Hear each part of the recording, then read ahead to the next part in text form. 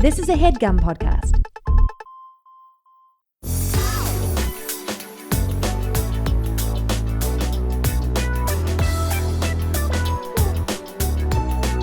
Hello, Sasheer. Hi, Nicole. How are you? A little tired. Oh, no. I didn't get good sleep. I'm sorry. Yeah, I started getting sleepy around 9, and I was like, ooh, baby, I'm about to get some full sleep tonight. And then I think I hit the bed at like 10, and then slept, and then I thought I felt something crawling on my leg, and I like jumped up out of bed, like ripped the covers off, was searching, and I think it was just the sheet moving, but it really like rocked me, and so then I was like full of adrenaline, and I couldn't like calm down enough to go back to sleep, so then I was just up for hours. I'm sorry. I hate when that happens. Yeah. That's happened to me before where I was like, something's on me. Then I'm like, well, it was nothing. It was nothing. And now I'm awake. Yeah. It's I annoying. get that. Yeah. I, last night at 11, was like, I'm so tired. And I've been tired all week. And I was like, what's going on? It's because I wasn't taking my iron supplements during my period. That'll do it. And I woke up a little jet lagged, even though I've been nowhere. But just mentally, you've been places. Just been all over the world. Oh my God, I had a wild dream where you were in it and we were going to acting school. Okay. We were living in the dorms and the shower was filthy. Yeah. It was so gross. So then I barricaded the doors so the other acting students couldn't get in. And then I bought bleach and I cleaned it. Oh, interesting. I don't know what that's about. Maybe like clearing out some dirt, Maybe. some old stuff. I don't know, but it was such a dirty, gross shower. And I was like, how are these girls getting in here? Just shoeless, touching it. Ugh, it was so nasty. And then I don't remember if I asked you if you were going shoeless or not. I just remember you being like, it's a shower, Nicole. We get clean in the shower. And I was like, okay, but it's dirty. Oh, you no. can't get clean if it's dirty. No, I like a clean shower. I don't know. In my dream, you were nasty as hell. No. Filthy. No, that was a fake version of me. I don't know. I would never. I don't know. I think there's a version of you that wants to get filthy. Gotta get dirty. You were actually in my dream last night too. Oh my God, what was I doing? We were visiting each other. In my dream, let's see. It started with I guess I was going after the cartel. Okay. They were like, go. I had a back house. They were going through my back house, putting on my clothes. And I was like, I got The cartel was putting on your clothes. Yeah. Taking a break from crime to get glammed. I also like had pigs on my land, and they were like chasing the pigs, and I was like, this can't happen. And then I like wrangled one of them and put them in my pickup truck, because also I had a pickup truck in this dream. And then we had a best friends live show in a theater. And so I drove to the theater, got out, you were getting ready. I think we had a guest. And then I had to try on a bunch of different I was like, I'm going to wear what I'm going to wear. But then I want to try on different shoes. And then maybe like a producer of the show or someone was like, here's a bunch of shoes for you to try on. But some were too tall, some were too pointy. Like none of them were working. And I was like, it's fine. I'll just leave it alone. Also, I was like, and I had to figure out the situation with this guy in the in the truck. And so you started the show solo on stage, and I was like, I'll be right back. And I went outside, and then the guy's like tied up in the back of the truck, and I was like talking to the people on the street, and I was like, you gotta help me like pin this guy down while I call the police. And so like we all pile up onto this guy. Well, first someone approaches him by himself, and that was a mistake because this person was really strong. So then he like whacked him in the head, and then that guy fell. And then I was like, no, we need to dogpile him. And then we dogpiled him, and I called the police, and then I was like, we're on this street and this street. And they're like, you have to be in the embassy in order for us to arrest him. And I was like, oh, man. And then we all... I have a show to do. I was like, I don't have time for this. And then we all dragged him to the embassy, and then the police came, and then they got him, and I came back to the stage, and then the show had ended, and I was like, I'm so sorry. I had to deal with a lot of stuff outside. And you're like, it's okay. I took care of it. Wow, we had very different dreams. I'm just cleaning a shower. You're dealing with international crime. It was a lot. Were we doing the show in Mexico? Or was the cartel here? They were here. Oh, wow. That's wild. I know. I don't know. It was quite active. I haven't had an active dream like that in a while either. Maybe because I was so pumped up with adrenaline looking for that spider that didn't exist. And then when you finally fell back asleep, your body was like, we're going on an adventure. We got to fight something. Wow. That's wild. I know. I fell asleep on the couch on Saturday. I was watching, I think, Drag Race. And then I was like, I'm going to close my eyes for a little bit. So then I rested my eyes. And nobody rests their eyes. You're going to sleep. And then I woke up at 4 a.m. and I was like, oh, well, I guess I'll keep sleeping here. And then I slept for a little bit longer and I was like, I should just go to bed. Yeah.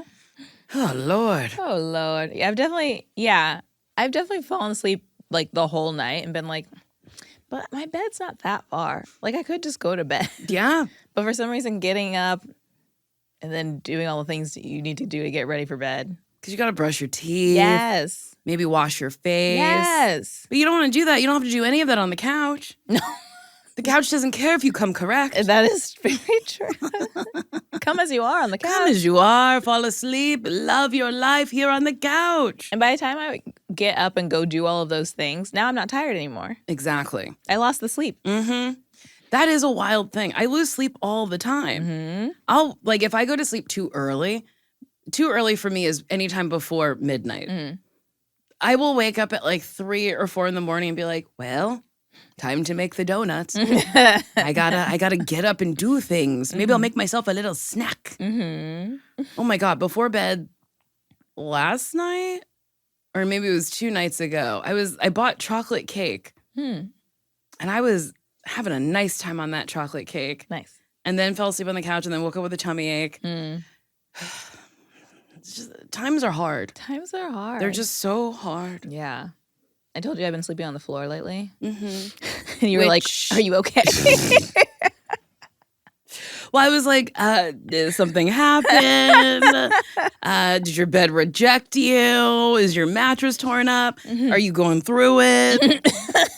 No, none of the above. I mean, I guess the mattress isn't great, but like I keep seeing these videos about the benefits of sleeping on the floor. And I was like, it's got to be better than what I'm doing right now because my body hurts when I wake up. And like my mattress, I was like, I couldn't really feel much of a difference than my last mattress. And I was like, I don't know, it feels fine. But then I put a mattress topper on the floor and I put a weighted blanket underneath it. And I was like, let me just try this out and see if I like it. And it's not like, an immediate fix right off the bat, but I am waking up like less sore. Okay. And I'm like, okay, that's good. And then I went back to my mattress to test it out. And as soon as I like laid down, I was like, oh, I've been sinking this whole time. I had no idea. Yeah. I think we all got to get back to the mattress stores and try them out, test them out. Test them out. Take little naps. Put your body on it. Put your body right up on it. Yeah. I once slept on the floor on a girls' trip that we were on. Yes. We went to Palm Springs.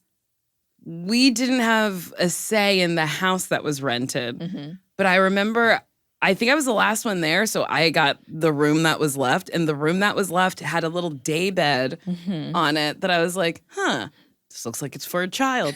And then I like sat on it and I was like, I think this bed is going to break. And then when I fell asleep on it, every time I turned over, I'd be like, grrr! And I was like, I'm gonna break this bed. Yeah. So then I slept on the floor and boy, oh boy, was it not nice. I did not have a mattress topper. I didn't have none of that shit. Yeah. Everything in that house felt like a model home. Yes, it felt fake. Yeah. It felt like if you just touched it, it would fall to the floor. And my big body laid on that daybed and it said, ma'am, no, you have exceeded the weight limit to this. Yeah, it's not nice to be on the floor when you're not expecting it. No. If you're not mentally prepared for floor sleep. Yeah. And I think about like all of the sleepovers I went to where you had to sleep on the floor. Yeah. There weren't enough beds in this home. That's true. You invited me here and I had to bring a sleeping bag. I remember my first sleepover, I didn't have a sleeping bag and all the girls were like, you don't have a sleeping bag? And I was like, no, I sleep indoors in my bed. I'm not going camping. So then my mom had to go to Costco and we had to get I think it was a Coleman brand, a blue Coleman brand sleeping bag. Yeah. And it had flannel on the inside. Ooh, warm. It was very warm, too warm. So then I always had to sleep with it open. And then I was like, now I'm exposed to the elements of your home. And also, like, there's no point of the sleeping bag now. No. It could be on a little quilt or something. Yes. Did you ever have to bring a sleeping bag to a friend's home? I actually don't have a memory of that. I don't remember even owning a sleeping bag because, again, also my family didn't camp either. But I did have sleepovers. Maybe I just brought, like, covers, like bed sheets. Yeah, I probably brought bed sheets and a blanket or something. I remember lugging around this gigantic fucking sleeping bag and unrolling it out, being like, I guess this is the part of the floor I'll sleep on. Ugh. And then all the girls would like fall asleep and then I would just be awake. Yeah. So then I remember I watched a movie called The Dentist while all the girls were sleeping. Oh. It's a fucked up movie where this man he's ripping teeth out of people. Oh, God. I don't like that. And there's titties at one point. At the dentist? What? Yeah. My titties are never out at the dentist. My titties are, as an adult, they've never, as a child, like. I was like, only as an adult? I hope they've never been out. They have never been out. I don't know why I phrased it like That's that. really funny. No, my titties have never been out at the dentist. Since adulthood, they've never been out. Before that, my titties were always out. I actually remember like a news story when I was younger of this dentist who got arrested because he had multiple cases of putting women under and molesting them. And then one woman suspected it because I guess she like came to and like her shirt was disheveled and she was like, what? And then I guess she like got a camera, which also like I feel like this was like the 90s. So I'm like, what camera did she have? Like a full camcorder? Yeah, just with a cutout in her purse. Yeah, but it had a good view. So she like had a camera set up somewhere where he couldn't see. And then she like went under, which is also like that's so scary to like be like, I think this is happening, but I'm willing to risk my body again just to make sure this is what's happening. And then he like, yeah, put her under and was like kissing her and feeling up under her shirt. And it was like so gross and disappointing. And yeah. And then he got arrested, thank God. Yeah, good. But honestly, that's like loser behavior to me. Yes. You got to put people out to kiss them? Yeah. Shoot your shot at a bar. I mean, that's also how I feel about like sexual assault in general, where I'm like, wouldn't like the cool thing or like the like conqueror mentality be like, wow, I'm so good at talking and like my personality is so great or I'm so hot that I can make women want to talk to me, as opposed to like I have to drug them. Yes. Or like force myself upon them in order to like have this experience. I would feel like so lame. I would also feel lame. Yeah, I would feel like a loser. Yeah, like, oh man, the only way I can get sex is if I force it. And then like people be bragging about it. People need to be like, whoa, dude. Yeah. Aren't you sad? Yeah. You're sad. That's kind of pathetic, dude. Yeah, you're not cool. We can't hang out with you. Yeah. That's how people should be responding. Honestly, yeah. Yeah, I can't even imagine. Like, it's never crossed my mind to be like, what if I give this person drugs and then they love me? Yeah. Instead, I go, let me find a book with spells in it and see if I could cast a spell. Oh, interesting. Oh, you've never tried to cast a spell to get someone to like you? I haven't. You haven't bought tea candles and lit them in a pentagram? No. And read an incantation to say, he will love me if I do X, Y, and Z? And are you doing this for someone specific or like for anyone? No, I did it for someone specific. Whoa. And I'll tell you something. Didn't work. But But also, like, I'm kind of glad it didn't. I don't want to know that can work. I don't want to know that that's an option for people to access. I mean, like, I feel like there is magic in, like, manifesting. If you put the right energy out, like, the things that are supposed to be coming to you will come to you. Mm-hmm. But, like, specifically being like, I want this person to love me, or I want to hurt this person, or whatever. I don't like that. We were deep in the pandemic, and I was like, what if I did the spell? What if I buy tea candles off Amazon? And I still have those tea candles, and right now they're in a box to give away because I hung up that cloak. Great. I'm glad. My cloak is hung. No longer that kind of witch. I actually saw a video where this girl was like cleaning a river, just like with other people who were like, oh. For whatever reason in my brain, she had like a wireless Dyson and was cleaning up the river. But I get it. They're like cleaning up the environment. Yes, yeah. And she found, I think it was like a mirror compact that had a couple's picture in there and needles going through the couple's eyes and their genitals. And then, like, a dollar bill and, like, maybe something else was taped in there. And it was, like, taped around. It was, like, something was written on it. And people in the comments were like, girl, that's a hex. Put that back. Yeah, put it back. Don't open that. Ooh, that's scary. Mm-hmm. See, I'm not doing none of that. Don't do that. Mine was just like, love, come to me. He will come. Say his name 3 times. Yeah. Name. Oh, my God. Did you know? I think it's in Germany. Wait, is Germany landlocked?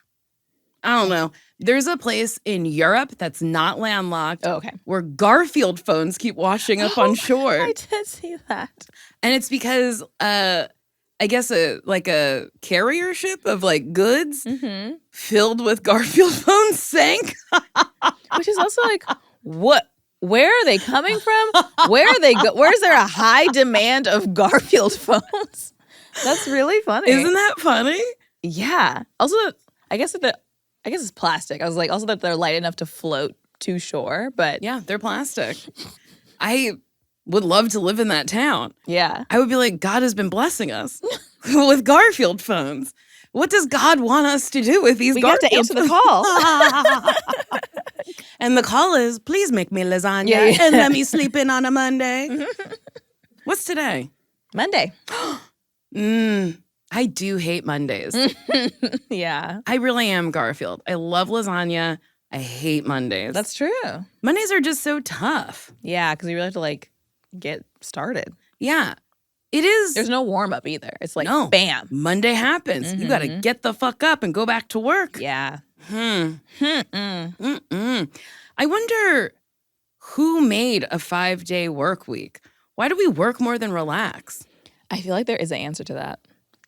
Allie, hit it. So Henry Ford is credited with popularizing the 5-day 40-hour work week. He officially adopted it for his Ford Motor Company factory workers in September 1926. While labor unions had been fighting for shorter hours, Ford's move to 5 days without reducing pay prompted industry-wide adoption and helped solidify the weekend norm. Ugh. Yuck. Do we know what it was before that? Oh, yeah. What was a work week before? Yeah. Before Henry Ford came in and shut up. Tisk, tisk, tisk. Ugh.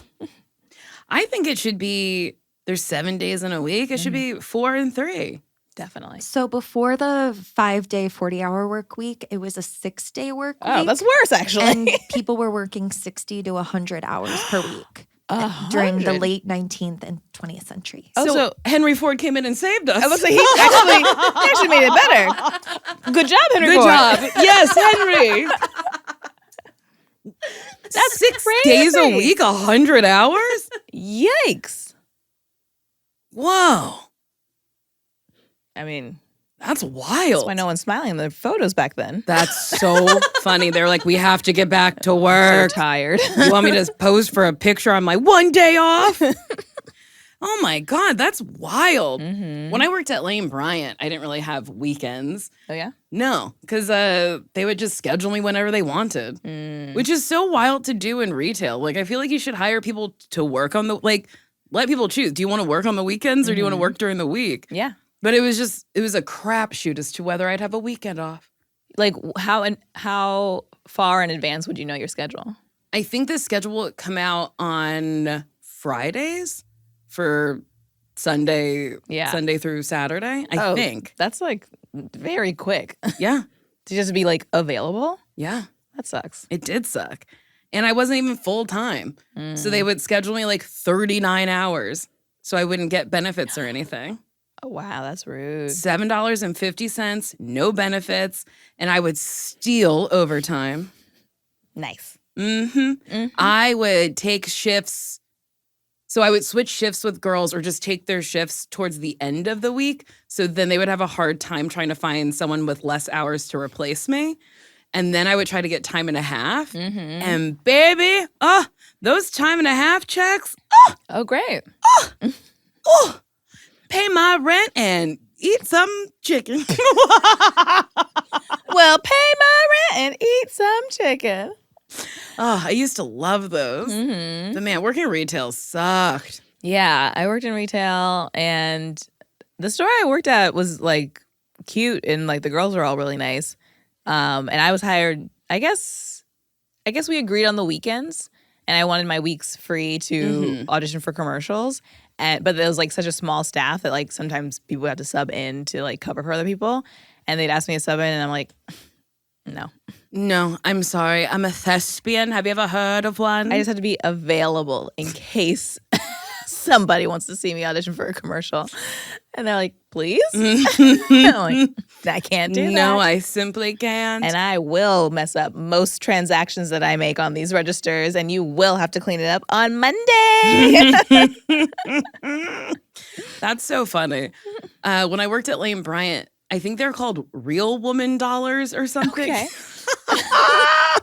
It was this long receipt, the receipt would be long because you had to spend a bunch of money to get the real woman dollars. And then you'd have to staple these very thick, coupons to the receipt. And then you'd be like, keep your receipt and these thick fucking coupons. And these women would do it. Oh, wow. They would keep these fucking thick things and then come in and use their real woman dollars. And I was like, this is a scam. This is wild. You're not saving that much money. Yeah. And then you have to spend it within like 3 months of when you got it. And I'm like, I don't think you need more clothing within 3 months. Oh, no, girl. It's wild. I mean, I think that's also like most sales are like a scam. Yeah. They're like, hurry up and get more before the sale goes out. And you're like, I gotta buy more stuff just to get the free shipping and the thing. And I needed 2 for 1. And it's like, it would have been costly anyway. You don't have to spend that. It's wild when I'm like, shopping for something online and it's like, get more. And I'm like, okay. And then sometimes I go, wait, the shipping is the same price of this like free item that I don't need. I'll just pay for the shipping. It's okay. I don't need more. But you know what I need more of? Breaks.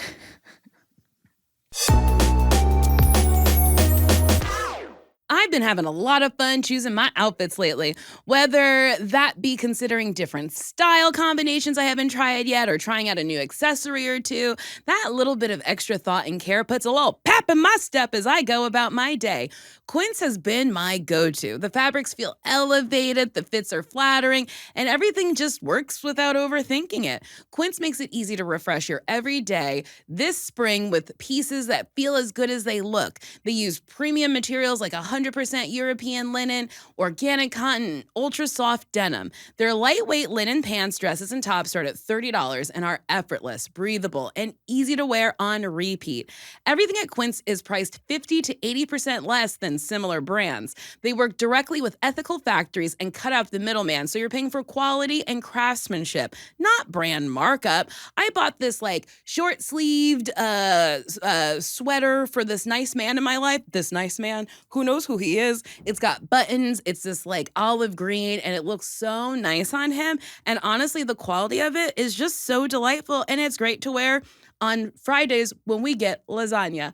Refresh your everyday with luxury you'll actually use. Head to quince.com/bestfriends for free shipping on your order and 365-day returns. Now available in Canada too. That's QUINCE.com/bestfriends for free shipping and 365-day returns. Quince.com/bestfriends. Whoop whoop. May, M-A-Y is what? Mental Health Awareness Month! And we partnered with We love mental health. But Alma does help you get a therapist, and I think therapy's super important. Yeah. I think it's important to meet with several therapists, unless you click with like the one you meet. Yeah. Then trust those instincts. But if you're not clicking, I've had a few therapists. I've had 3 therapists individually, and I've had maybe 1, 2, 3 couples therapists. So I've had a good share of therapists that I've talked to. yeah. And I think it's good. I think it's important. I think it helps you evolve as a person. It helps me be more empathetic because you know me, I'll say a blanket statement of something that doesn't make no sense and you'll go, hey, friend. And my therapist will help me with that too. And it's nice because she doesn't know me. She only knows what I tell her. She doesn't know my friends. She only knows what I tell her. And I try to be as truthful as possible, but she can also look at other people's perspectives since, she's not me and she's not in my friend group. Yeah. What's one thing, Sasheer, that just like brings you unequivocal joy? Ooh, unequivocal joy. Butterflies. Really? Yeah. Seeing butterflies in my yard is really nice, or like dragonflies or birds or rabbits. It's just like really nice, and I like being connected to nature and feeling like it's attainable, and kind of takes my mind off of me. Now I'm thinking about things literally outside of myself. I like that. That's really nice. Yeah. My mind went to, there was a dragonfly in my pool the other day. It had passed on. And then I was like, don't think about that awful thing while your friend is going, this brings me joy. I saw a dead one. Did you like that? It was dead as hell. All crunched up. I hope I had a good time before it died. It probably did. Probably did. I also have been finding joy in nature, in flowers, and I'm a farmer. Yes. But I recently was like, oh, some of my plants are dead in a way that I don't think I could bring them back. So I went and bought some flowers at an Armstrong Garden Center. Well, I was going to say Anderson, and I was like, that's not it. And then I repotted them, and it just feels nice to like have my fingers in the dirt. And I bought several different types of flowers, so I was like making my own potted bouquet, if you will. Ooh. And then I got to just look at them and be like, look at that. I like that. I made it so pretty. It's nice when you do it yourself, too, and you're like, I can do anything. But then sometimes you buy a plant, and then it just sits there, and then you don't pot it. But then every time you look at it, you go, hey, I'll get to you eventually. I'll still water you. Will you grow and have a nice time? I just talk to the ones I neglect. But yeah, I love therapy. And if you're thinking about getting into therapy, I would hit up Alma. Yeah. Because a year from today isn't that far away. And you can get started now at helloalma.com/bestfriends. That's helloalma.com/bestfriends. BESTFRIENDS.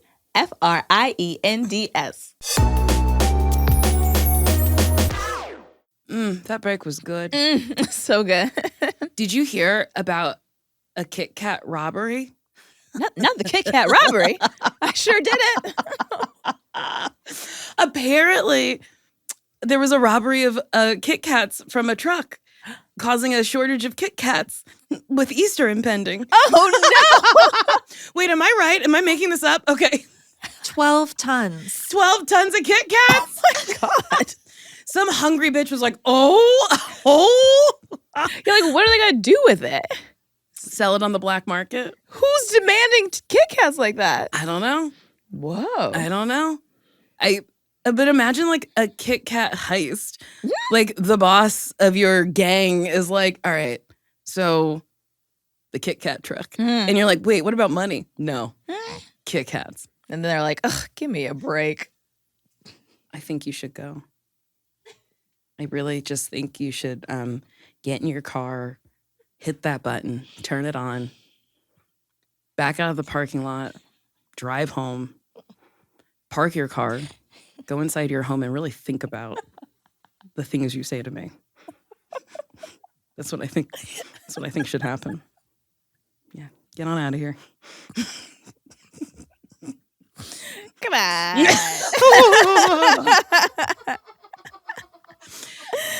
If I was president, every time someone made a pun, they'd have to leave the room, drive home, and think about why they said it. I would do it in a heartbeat. It'd be worth it. Like, whatever. I'll leave this situation. I'll leave this function on a high note. You said a pun during your set, and the audience groaned, and I just screamed. And you went, good enough. It was really funny to me. I feel like when people groan at puns, I'm like, you're faking it. You're lying. You know this is good. You know it's good. You know it's smart. It's quippy. It's fun. Why not laugh? Stop trying to not have fun. Uh-oh. Stop trying. You short-circuited because you're mad Smoke's people coming out of my don't ear. like puns. Just listen to puns. I think I don't love a pun because I never see them coming. But that's the fun about it. I think it's I never see them coming, but I should have. But you don't have to. Give me a break was good. It was like, yeah, of course. And that's why I wanted you to leave. Yeah, but it's like, I don't know, if there's like a magician and they do a trick and they trick me, I'm not going to be mad at the magician because I didn't figure out why the trick happened. You're right. I'd never be mad at Chris Angel for walking up a ladder the wrong way with no shoes on. Yeah. Choices. He's made a lot of choices. If you were to steal something, what would you steal? Like anything in the world? Yeah. Maybe one of those big chairs from the Broad. Oh, that's good. Right? Yeah. Yeah. I like that big table at the Broad. Oh, boy. Yeah. Every time I get under it, I get wowed. Because it makes me feel so little. Yes. Sometimes, I said this the other day to you. I was like, sometimes I wish big hands would come out of the sky and lift me up, put me to sleep. Just like rock me around. Yeah. They'd take me around, hold me like a baby. Wouldn't that be so fun? It'd be very fun. Ugh. There's a Ratatouille ride in Disney World where you are the size of a rat. And so like there's like huge fruit and like huge tables and like, I mean, most of it's on screen. So there's like a person like trying to scoop you up or whatever. But there's also like big things in the room that are like bigger than you. And it's fun. You feel like a little mouse. It does sound like fun. And I'm not a Disney head. I am not. But that does sound like a nice time. Right? Yes. They're in Japan. I think it's in Nagasaki. There are fruit-shaped bus stops. Oh, yes, you showed me. I gotta get there. You do? I gotta get there. I said to that nice man, I said, that's a stop I would like to make. Yeah. And he was like, well, what would the plan be? And I said, to ride public transit around, take pictures in the big fruit, get on a bus, go to the next stop till we hit all the fruits. Yeah. And he was like, okay. And I was like, you just don't get it. You don't get it. It doesn't have to be a purpose. That is the purpose. Yes. Was it? The destination is the journey. Yes. Or the journey is the destination? Whatever. Who that phrase knows? is. Either way. Who's to say? Who's to say? Somebody said something funny. Oh, my stylist Marco, we were talking about eyebrows, and he was like, they're cousins, not sisters. And I was like, yeah, they're cousins, not sisters. And then Grant, his assistant, was like, it's their sisters, not twins. Oh, that's funny. And I laughed and laughed because that's funnier. Mm-hmm. They're cousins. They're cousins, not sisters. One's up that means here, like one's very down different. there. Yes. Yeah. A whole completely different lineage. Yes. One's red, one's blonde. Oh, eyebrows. Eyebrows. My makeup artist Jen was like, "Did you do your eyebrows again yourself?" And I was like, "Yeah, how could you tell?" She was like, "Well, you have a bald spot on this one." And I said, "Oh, okay. But like, you could just fill it in?" She was like, "Yes." But I don't know how to do my eyebrows by myself without causing big old bald spots. Are you plucking them? No. Or waxing them? Or what? No. I'm using a razor. Wow, brave. I'm going, I hold them up and I go. Yeah, it's risky business. Call me Tom Cruise. Never seen it. I just know he's got the sunglasses and he slides in? Yeah, he slides in, but I don't know why. Because I want to say he has a day off, but that's Ferris Bueller. But it feels like he's like at home with like without the parents or something. Yeah, is he young in that movie? Yeah. Yeah, right? Risky business. But like teenage young or 20s young? I don't actually know. I don't know either. Tom Cruise has had a career. He sure has. What happens in Risky Business, please, Allie? So he plays a teenager in the movie. He was 20 when he filmed it. And let's see. I haven't seen it in so long. He hires a sex worker, right? Oh. That is So I guess he did have a day off. So it follows sexual exploits of high school senior Joe Goodson, who's staying home alone during his parents' vacation trip and meets a call girl named Lana. And this was his breakout role. Oh. Wow. Well. Okay. Who played Lana? Rebecca De Mornay. I wonder why it wasn't her breakout role. Yeah. Double standards. I don't know. I said, I don't know. Some people have played sex workers and had a breakout role. The Pretty Woman. The Pretty Woman. Julia Roberts. Wow. I was like, who is the Pretty Woman? Yeah, Julia Roberts. I just saw a tweet about that where she says how much she costs. And then he goes, how about I give you this for the week? But if you did the math, it's lower than her hourly rate. Oh, no. Oh, no. But I don't know how true that is. Yeah. Can't believe everything on the internet. That's true. Because AI is making my heart swell with things. And then I find out it's just AI. I hate it. The thing I just told you about the other day was allegedly 7 dogs had been kidnapped. And then they found their way home and they were protecting each other. And it was like a real life homeward bound sitch. And it wasn't true. I know. It really sucks. Bum me the fuck out. Allie, did you see that? No. Oh. I did see it. I was so excited. I sent it to Tessa and she was like, this is so heartwarming. Is it real? And I said, definitely. Definitely. Didn't even fact check. I sure didn't. I really didn't. No, I think it was like in The Guardian or something. And I was like, I think that's a reputable news source. Which also, like, that's scary too. If, right? If papers are talking about AI things and not knowing it. Well, I think if I was president, I would make all AI videos and pictures have a little watermark that says, hi, this is AI. Don't believe it. Yeah, it'd be nice. Yeah. Because then I don't have to feel feelings about fake fucking dogs that weren't even lost because they're not real. I watched a movie with Arnold Schwarzenegger. I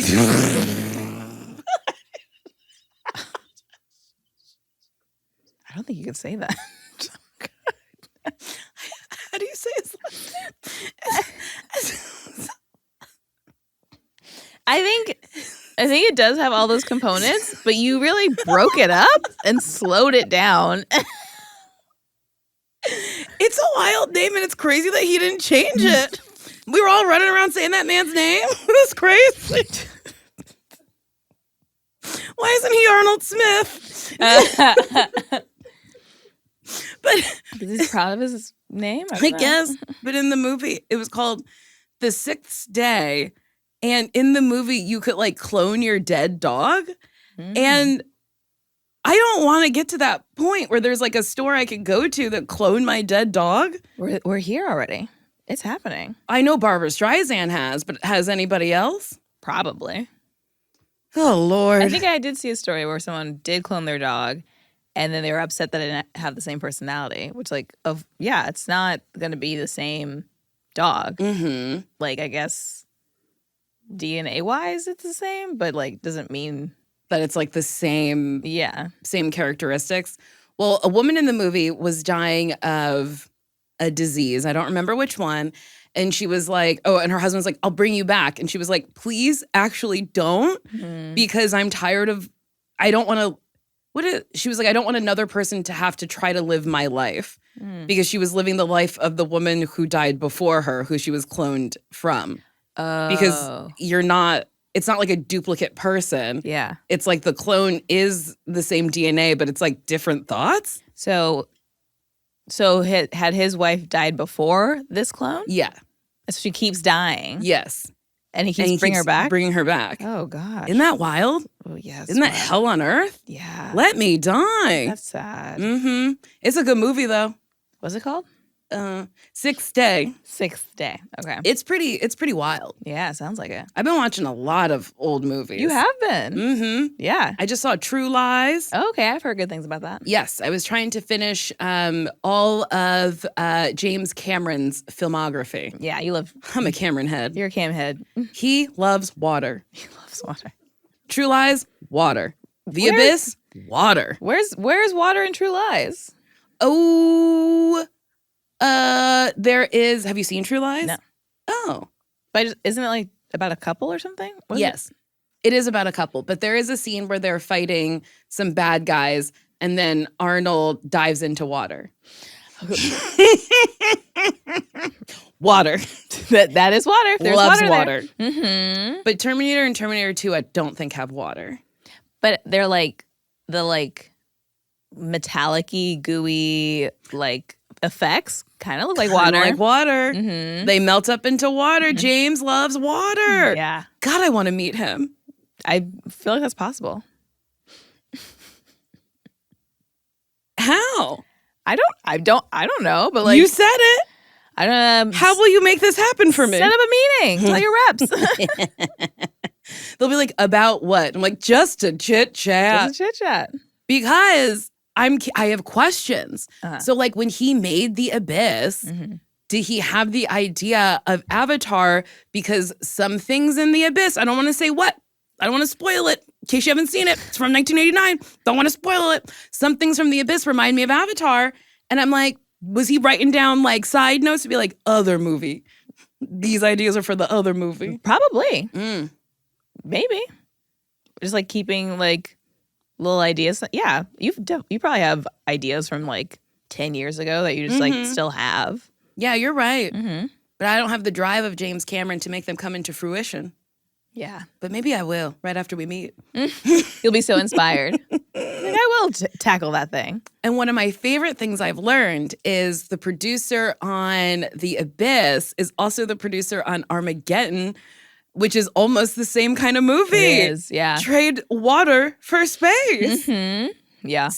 Trade nuclear warheads for a comet hurling towards the Earth. Yeah. But other than that, same. Yeah. Oil riggers, don't trade them for anything. They're still oil riggers. They're still oil riggers. That also sounded wild. Yeah.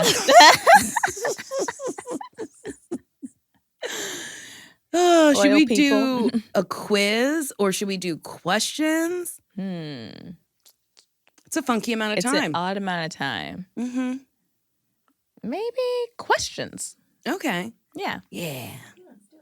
Hi, girlies. I love your podcast so much. Hearing your voices gets me through my work days. This is a long one, so I'm going to jump right in. I have a question on how to move forward with a friendship. We work together, so I can't remove myself entirely from the situation. What I think is an important note: everyone mentioned in this email is over 30 years old and has been over 30 for the entire timeline of this email.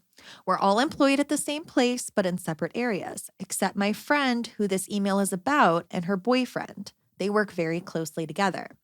About 3 years after the boyfriend got hired, my friend went on a date with him. They defined the relationship the same day. She immediately told her family, but not her friends, since he was hesitant on that front. They share a lot of friends at work, and he didn't want it getting around and ruining their careers. I only found out because I asked her while we were hanging out after work one day. After 9 months of dating, he still hasn't told his family that he's seeing anyone.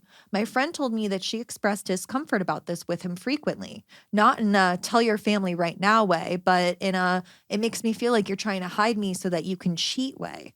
Instead of reassuring her, he simply ignored her and told her it was funnier if he didn't tell his family. This happened regularly.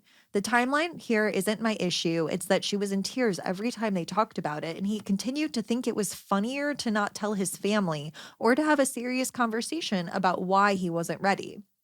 2 years into his relationship, he told his family, but it wasn't willingly. The worst part is that after his family expressed how fond they are of my friend, he said, I should have waited even longer to her, not to them. This is only one example of his disrespectful behavior towards her. I have more examples, but anything else would make the email too long, and it's already long. I started seeing my partner shortly before this incident. They told their family about me almost instantly, which, as a person from a close-knit family, I knew had very little to do with me. It's a reflection on their relationship with their family more than a reflection on their relationship with me. However, it really upset my friend, and that was when she started taking her anger on her boyfriend out on me. I've tried to have a couple conversations with her, but nothing changed. She continued to blame me for other people's actions, including both conversations, and refused to acknowledge her frustration with her boyfriend. After that, I started to distance myself from her, and we no longer communicate outside of work. Recently, I noticed that she's been letting all of her friendships fall to the wayside for this dude, so it's not just me she's taking her frustration out on. How do I balance dealing with all of this, but not completely isolating myself at work? She's very frequently around when I try to chat with my other friends at work, so avoiding her is difficult. Plus, removing myself every time she walks up has resulted in people asking me what's going on, and I don't want this to be a bigger issue than it actually is. Also, I don't know if there's a realistic scenario where I can talk to her about this since my last attempts ended so poorly, but I'd love to hear any advice you might have on that front. Thank you so much for taking the time to read this. Y'all are amazing, and I can't wait to hear your thoughts. Best, tired, and burnt out. I mean, it sounds like this person who wrote in has already distanced themselves or like put up some space. And I don't think you have to I get the description of like removing themselves from the room when the other person walks in does sound dramatic, and people are going to be like, what's happening?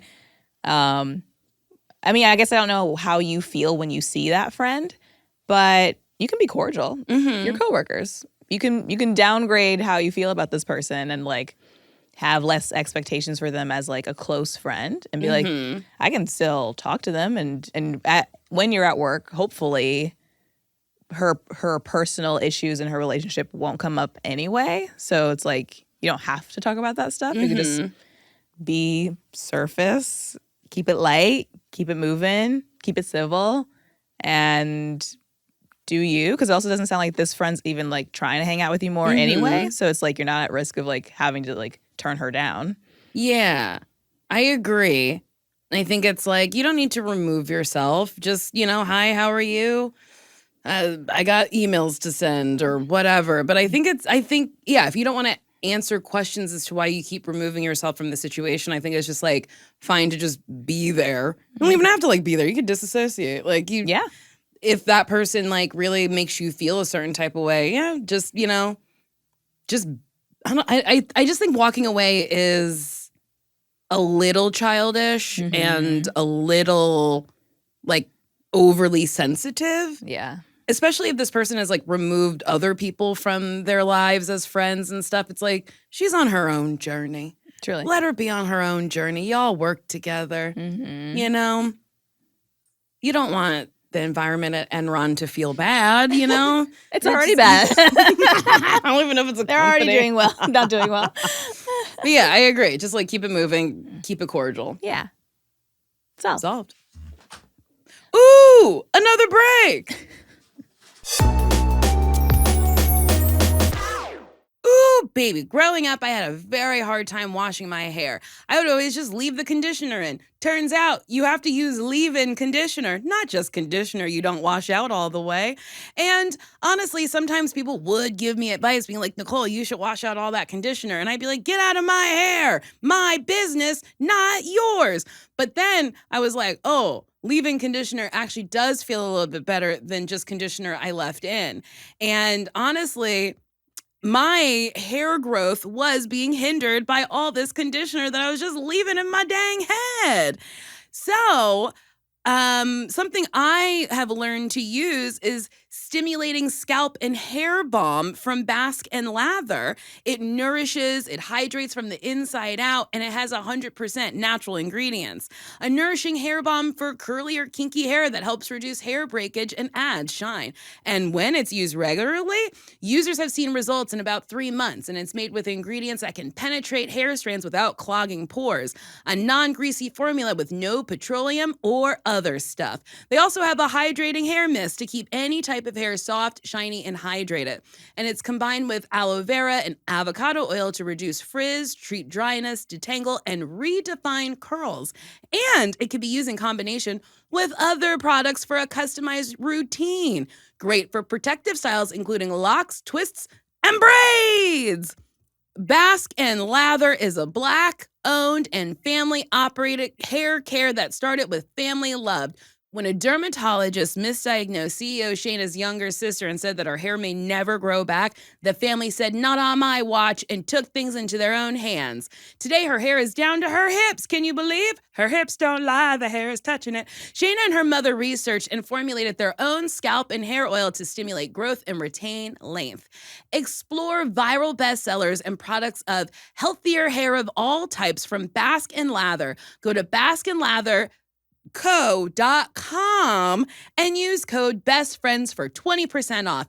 That's 20% off at basqueandlatherco.com, code BESTFRIENDS. You can buy so many serums and different skincare products, just trying to like get it refreshed and make sure it's not like wrinkly or whatever. But you don't realize that the thing that affects your skin the most is the thing touching your skin 8 hours every single night. It's your bedding.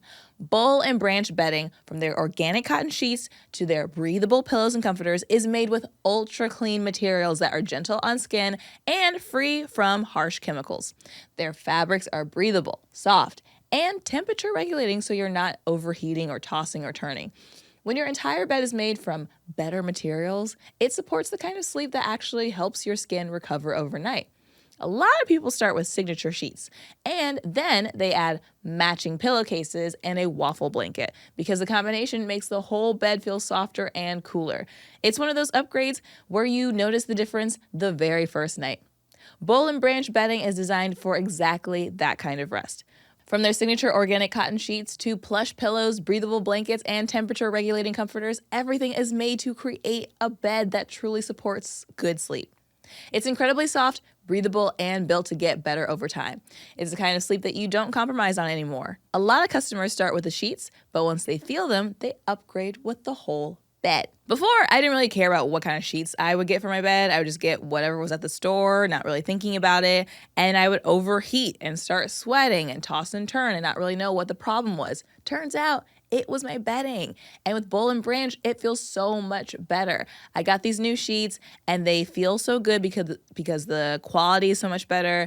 The stuff that they use is more natural and I can feel it on my skin. I'm not sweating as much. I'm not waking up with like wrinkles all over my face. I feel like more hydrated because I'm not like being dehydrated as I sleep. And it's much better. Get 20% off your first order plus free shipping during the Memorial Day sale at bowlandbranch.com/bestfriends with code BESTFRIENDS. That's Bowl and Branch, BOLLANDBRANCH.com/bestfriends, code BESTFRIENDS to get 20% off. Bowlandbranch.com/bestfriends, code BESTFRIENDS. Exclusions apply. More questions now that we're back. More questions. Hi, Nicole and Sasheer. Love, love, love the pod and everything you do. I'm a gay 25-year-old boy who's recently become best friends with another gay 25-year-old boy. Despite initially meeting on Grindr years ago, nothing ever happened between us like that and never would, especially as since then he's been in a years-long relationship with a man I've also become good friends with. Anyway, recently I've been hooking up with this one guy, but it's since gotten more serious and we're properly dating now. The thing is, he happens to look just like my best friend.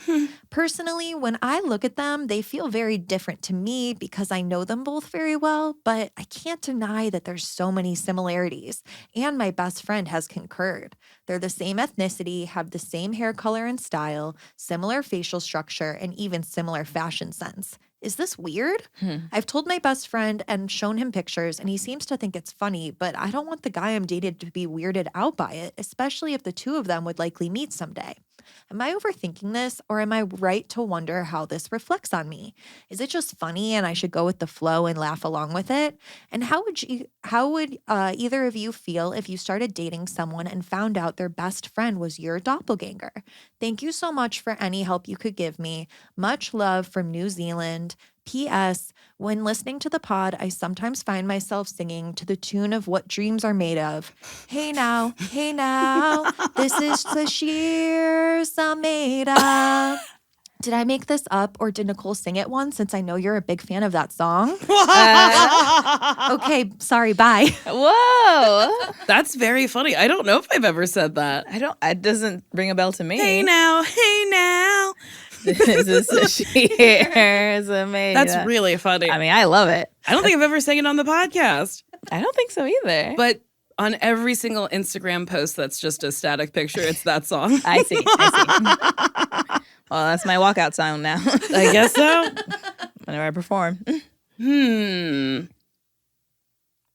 What an interesting query that I don't think I'd ever thought of. Mm-hmm. If you started dating somebody who looked identical to me. I mean, my first thought is like you're attracted to who you're attracted to. Mm-hmm. And I'm attracted to my friends. I have attracted them into my life, and I am attracted to qualities that they have. And separately, I'm attracted to my partner. But they don't always have to be so different, you know? Mm-hmm. So I guess to me, I'm like, yeah, you like what you like. So Also, they matched with their best friend on Grindr. So clearly you're upon seeing them, they said, "Let's get it." Mm-hmm. But then they were like, "No, let's get friendship." Let's get friendship. So I think it's fine. Yeah. I think if no one else is saying they have a problem with it, you don't have to have a problem with it. Yeah, and your best friend's like, haha, that's funny. Yeah. So I don't think you have to overthink it. No, I think it's fine. Mm-hmm. Maybe, though, they'll meet and they'll be like, whoa, we do really look alike. Mm-hmm. And then one of them will be like, well, I am adopted. And then they'll be like, whoa, are we brothers? And then they do a DNA test and then they're brothers. Oh my goodness. All in the family. Maybe. Wow. Or maybe it's a fight club situation where their best friend is who they're dating. Oh no, they've just been imagining somebody else. Oh no. I mean, all of these fun scenarios could happen. Let them play out. Solved. Question, future bride, current overthinker. Nicole and Sasheer, the two BFFs that have made me nonstop tee-hee-hee. I have a friendship, relationship, bridesmaidship question I could use your advice on. I'm not engaged yet, but my brain has decided it's time to spiral about bridesmaids anyway. I need help choosing bridesmaids without overthinking it into oblivion. My fiance has a super clear, tight-knit group, and meanwhile, my friendships are a little bit more scattered. I have people I love, but no obvious lineup. On top of that, I don't really want anyone I ask to feel obligated or blindsided. Being a bridesmaid is expensive and time-consuming, and some of the women I'd consider are new moms or just busy in life seasons. The last thing I would want is to accidentally put pressure on someone to say yes. So now I'm stuck between wanting a small, meaningful group and feeling weird about not matching his side, or even whether I need a maid of honor at all. Are there good alternatives? Are there good alternative ways to structure a bridal party that feels less traditional or lower pressure? Is it okay to skip having one altogether to include people in different, more flexible roles? How do I make it clear that there's zero pressure to say yes? And how do I balance wanting support on the day with being mindful of people's time, finances, and life stages? Basically, how do I do this in a way that feels true to me and considerate of them without making it awkward? Thank you, podcast BFFs. It feels like our listener who has written the email overthinks. So, overthink the email that you send to your friends when you ask them to be your bridesmaids. Do a financial breakdown. Can you afford this? Here's the time that will be involved. Can you dedicate the time to do that? And then be like, and I broke it all down for you because I really don't mind if you cannot afford this, if you cannot dedicate the time. I am okay if you say no, but I did the work for you. That's a really good idea. I like that. Yeah. Right? Yeah. And I guess also decide what is necessary to you. Because I think traditionally a lot of people do like a bridal shower, a bachelorette party, a rehearsal dinner. I guess that's it. And then like the wedding, right? But if you don't want a bridal shower, you don't have to do that. Yeah. If you don't want a bachelorette party, you don't have to do that either. You can have a party with everybody and be like, that's what we're doing.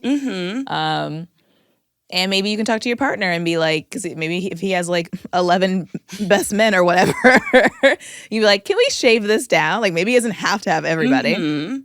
Or maybe like, maybe if you have like 3 people in mind or even 2 people, maybe you could be like, okay, you can still have your groom's party, but we only have 2 people standing with us up there. Yeah. So it doesn't look like so uneven. And he can still do like his bachelor party with all his boys or whatever else he needs to do.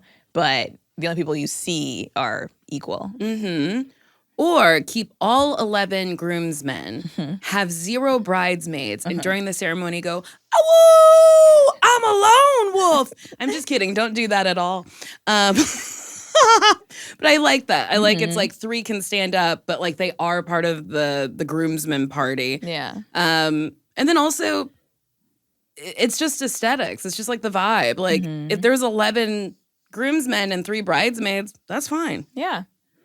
Maybe the bridesmaids can keep going down the aisle and walking with the next groomsmen. I like that. Yeah, turn it into a bit. Have a nice time. That is funny. I don't think I used to think about who would be in my bridal party. I haven't thought about it in a really long time. Yeah. Have you thought about it? Yeah.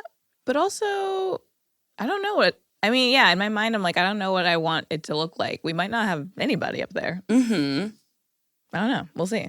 Yeah. I officiated a wedding where there was, I think, 2 from each side standing there. And I thought that was lovely because it was like, yeah, everyone else, watch it. Have a nice time. We're putting on a show. We're putting on a show. Be dazzled. I mean, a wedding is a show. You rehearse for a wedding. That is true. Isn't that wild? Which I'm also like, you're rehearsing walking, but then also like people have fucked it up. You'd be surprised. Yeah. So you kind of do need to rehearse. The day of, because we didn't rehearse with the staircase, the day of, the wedding planner was like, go, go, go. like a runway. Yes, because it was like going down the stairs took longer than anticipated. So it's like you gotta get the other person going as they're halfway. Wow. It was very funny to watch, and I was like, huh, yeah, should have rehearsed with stairs. Oh well. Yeah. But yeah, I think you can be creative with a wedding. Your wedding doesn't have to look like anybody else's wedding. We went to a wedding that was super fun, and I don't think there was a bridal party, but I feel like it was like, and I don't even know if anyone was officiating. There must have been an officiating, but I can't remember. But I feel like there was like an open time where it's like, if you want to speak, just get up and speak. Oh. Do you remember this? You and I went to this wedding. It was like in a farm. There was hay. Yes, and there was also an improv show later. Yes. I performed at a wedding in an improv show, I believe. So you can make up your own rules. And I still have my glass from that wedding. I do too. Oh. Yeah. That's funny that the glass is have been in my possession longer than the marriage lasted. I know. Yeah, that's a little unfortunate, but it was a really great It was wedding. a great wedding. I had such a good I time. had such a good time. That's so funny. You're like, you were there. And I was like, what? You're like, that sounds fun. I was like, you were there. I was like, Now you I and remember. were there. Yes, I remember now. Yes. I also went to a wedding where there were no bridesmaids or groomspeople, and it was a friend officiating. And I thought that was very, very lovely. Yeah. Yeah, I think you can make it as like simple as you want or as, you know, over the top as you want. It's your wedding. It's your yours. rules. Yeah. Solved. Solved. Uno más, por favor. Gracias, señorita. Hi, Nicole and Sasheer. After struggling to make friends for a long time, I joined a women's networking club that has weekly social outings and made a new friend. She is smart, funny, outgoing, and always wanting to try new things. The only thing is that she's 15 years older than me.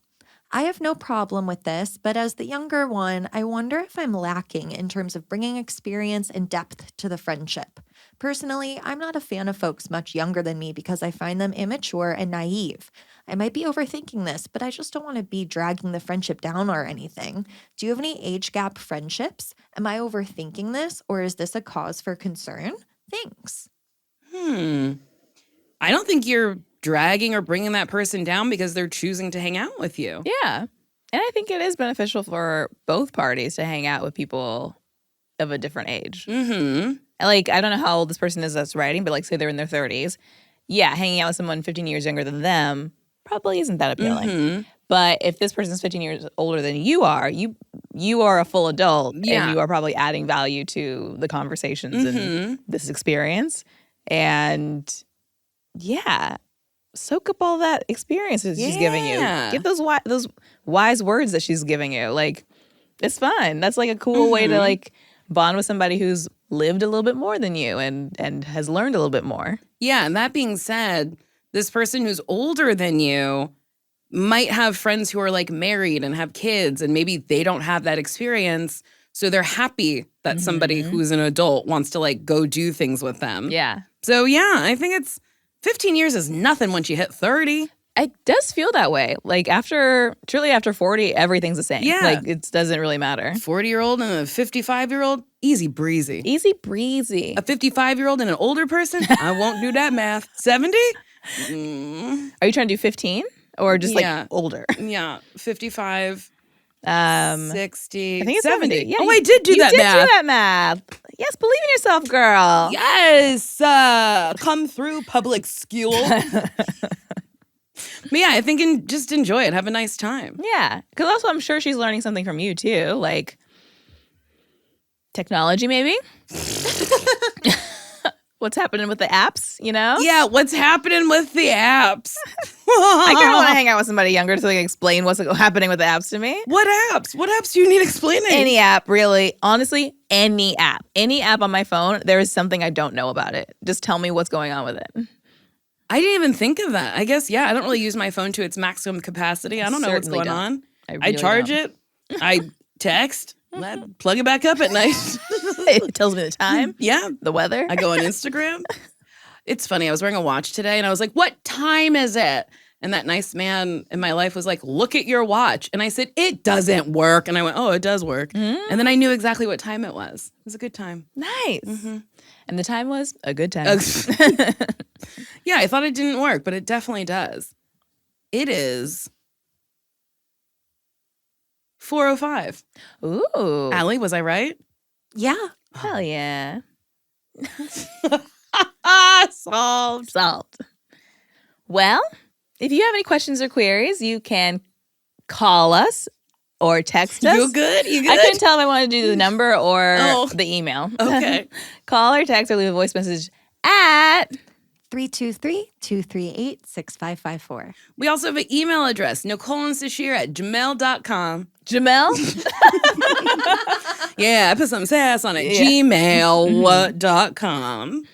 Well, signing off from this green chair. And signing up from this navy blue settee. I am Nicole Byer. And I'm Sasheer Zameda. Hey now, it's Sasheer Zameda. Well, goodbye. Goodbye. That was a Headgum podcast.